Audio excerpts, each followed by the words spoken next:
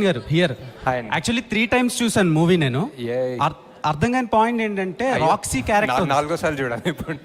చూస్తాను సార్, ఈ రోజు కూడా వెళ్తాను evening. Yeah, so Roxy character ఉంది కదా, Yeah. అందరూ ఫెర్టైల్ ఉమెన్స్ ని కాంప్లెక్స్ లో పెడుతున్నారు. Yeah. సో ఆ అమ్మాయి ఎక్కడి నుంచి వచ్చింది అని ఒక చిన్న డౌట్ ఉంది. ఆ ఓపెనింగ్ లో ఒకటి ఆ డివైస్ తోటి చెక్ చేస్తారు కదా ఎవరన్నా అమ్మాయికి ఒక ఫర్టిలిటీ ఉందా లేదా అని. అవునవును. సో ఇంకా ఆబ్వియస్లీ ఆమె ఇన్ఫర్టైల్ అన్నట్టే, ఇంకా So, అందుకే తీసుకోలేదు ల్యాబ్స్ లో. అన్ని క్యామియోస్ లో అనుదీప్ గారికి చాలా మంచి రెస్పాన్స్ వచ్చింది థియేటర్ లో. ఐ థింక్ ఆర్జీవి గారికి అన్నిటికన్నా బెస్ట్ రెస్పాన్స్ వచ్చింది అనుకుంటా యాక్చువల్లీ. సార్ ఇక్కడ సార్ సో మహాభారతంలో మోస్ట్ సెల్ఫ్లెస్ క్యారెక్టర్ ఎవరంటే కర్ణుడు. సో ఫైనల్లీ మేము కన్క్లూడ్ చేసుకున్నది భైరవ కర్ణుడి కింద. బట్ కర్ణుడిని మోస్ట్ సెల్ఫిష్ ఫెలోగా చూపించారు. అంటే నేను కాంప్లెక్స్కి వెళ్ళాలి, నాకు యూనిట్స్ కావాలని.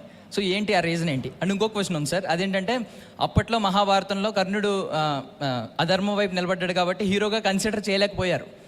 అంటే పాండవులకి దక్కిన ఘనత దక్కలేదు. సో ఇప్పుడు మీరు ధర్మం వైపు నిలబెట్టి ఆ హీరో ఆ ఘనత దక్కించాలనుకుంటున్నారా ఆన్ స్క్రీన్? ఏమో మీరే ఆల్మోస్ట్ ఆన్సర్ ఇచ్చినట్టున్నారు. నేను దానికి ఏం రెస్పాన్సిబుల్ తెలియదు. బట్ యా ఫస్ట్ పార్ట్ ఏమో యా అంతే. యాక్చువల్లీ మీ క్వశ్చనే answer actually. Ya sir, Vijay Deverakonda capability చూసి అర్జునుడి క్యారెక్టర్ ఇచ్చిన మీరు ఆ విజయ్ దేవరకొండతో సినిమా చేసే అవకాశం ఉందా ఫర్దర్గా? యా అదే చేయాలి సార్. ఇంకా టైం ఇవన్నీ ఇలా సంవత్సరాలు డెకేడ్స్ దశాబ్దాలు పడుతున్నాయి కదా, అయిపోయింది. Nag Ashwin sir, this is Chandu. So first కల్కి స్క్రిప్ట్ ప్రభాస్ గారికి చెప్పిన తర్వాత ఆయన రియాక్షన్ ఏంటి?